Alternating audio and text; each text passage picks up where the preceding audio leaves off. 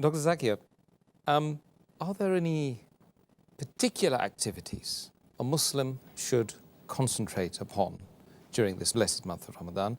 And of course, we should relate to you the importance of the fact that our viewers really can gain massive benefit by knowing specific activities they can get involved in, and they can start planning the Ramadan now.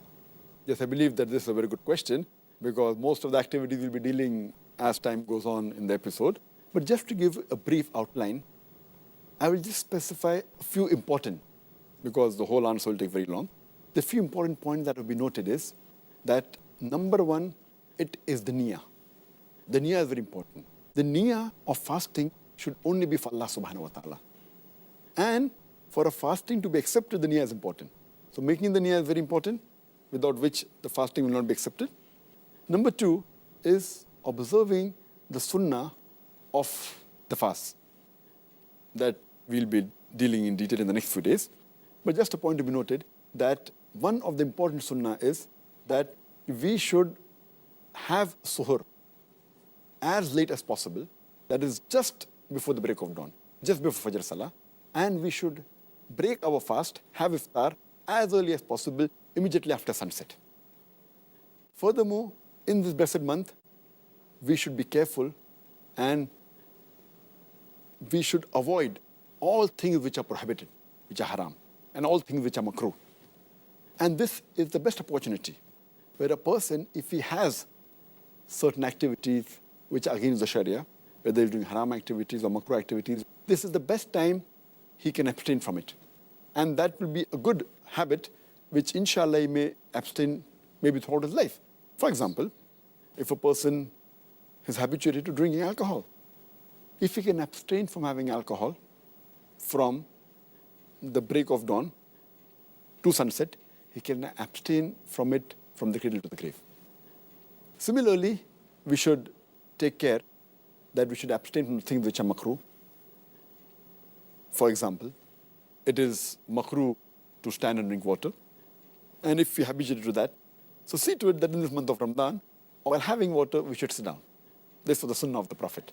So it's a good month in which you can abstain from the haram activities which you have been doing, maybe some of them, or the makruh activities.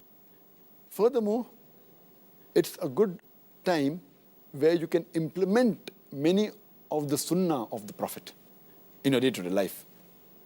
For example, maybe sporting a beard. Many Muslims don't have a beard. So it's a good month where you can follow the sunnah of the Prophet. The sunnah of the Prophet about the du'as of when you enter the home, when you leave the toilet, the dua that is there when you're traveling in a vehicle. Subhanallah, saqlana haza mukunnalu mukrinin, wa inna rabbina munqalibun. So this is a good month in which you can adopt as much as sunnah as possible so that we can be on the straight path. This is a very good month where you should see to it that you should offer the salah.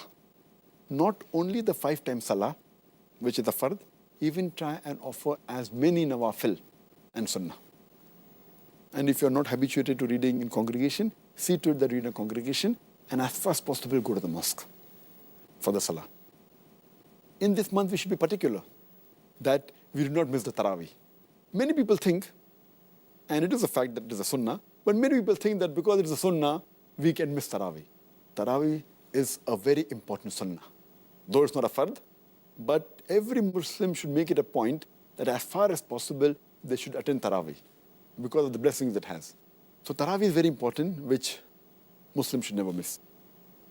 And when we offer Taraweeh, many of us, we rush through Taraweeh because we want to complete the Quran, and many of them read the Taraweeh 100 miles per hour. We should read the Taraweeh with patience, at a moderate pace, so that people can understand what is the commandment of Allah subhanahu wa ta'ala.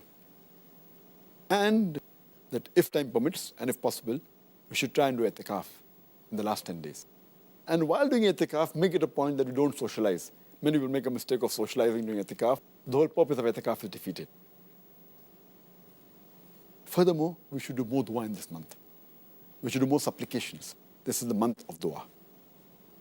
And we should do more zikr. Spend time in remembering Allah subhanahu wa ta'ala and also worshipping Him. This is the month in which we should try and read as much as Quran as possible. Besides reciting the Quran in Arabic, if you know Arabic as a language, then there's no problem. But if you don't know, then also read the translation of the Quran in the language we understand the best. If you understand English, read in English. If you understand Urdu, read in Urdu. Read it in the language you understand the best. But while reciting the Quran, for which you get a sawab, also read the translation of the Quran so that you can implement on the guidance of Allah subhanahu wa ta'ala. If possible, read the Quran once in every 7 days, or at least read one juz every day so that you complete the Quran at least once in the full month of Ramadan. In this month, try and read as much as hadith as possible. But see to it that you read the authentic hadith. And the best book on hadith is the book of Sahih al-Bukhari. Then is Sahih Muslim. You can read the other Kutub al-Sitta also. But read authentic books on hadith. Read books on the lifestyle and the seerah of the Prophet Muhammad sallallahu alaihi wasallam. See to it that if you have not given the zakat, please give the zakat, which is an obligatory charity. And every rich person who has a saving of more than the nisab level, more than 85 grams of gold, he or she should give 2.5% of his saving every lunar year in charity. That is zakat. And many people, they do not calculate the zakat properly. You make it a point that you calculate the zakat honestly, and it is better to give a little bit more rather than to give less. So calculate it properly and see to it that you give your zakat. And this Ramadan is a month of generosity. It's a month of sadaqah. And you get 10 times more reward for your good deeds. So this is the month where you should do maximum charity. And besides that, we should make it a point that during this month, we should be cheerful. Many of the Muslims, they look dull, they look gloomy. We should be cheerful and happy. And we should give more time to our family. Many times we neglect our family. We should see to it that we give more time to our family and do all these activities collectively. We should also have husn saluk to the people around you. That means we should deal with the other human beings with mercy, with love, with care. If they have done some mistakes, then forgive them. This is the month of forgiveness. If you have done something wrong to them, ask for forgiveness. Live with the people around you with love, care, and with affection. We should do tafakkul. That means ponder on the things. See to it that you plan your month of Ramadan. Plan it properly. And see to it that you do not waste not even a minute, not even a second. This is the month of gaining. And this month is the best month for self-improvement also. And besides that, you should also make it a point to do islah with your other Muslim brothers and sisters. It's also the best month to do dawah. That is, convey the message of Islam to the non-Muslims. So it's my request to the brothers and sisters that plan your month efficiently and see to it that you utilize every second of this blessed month.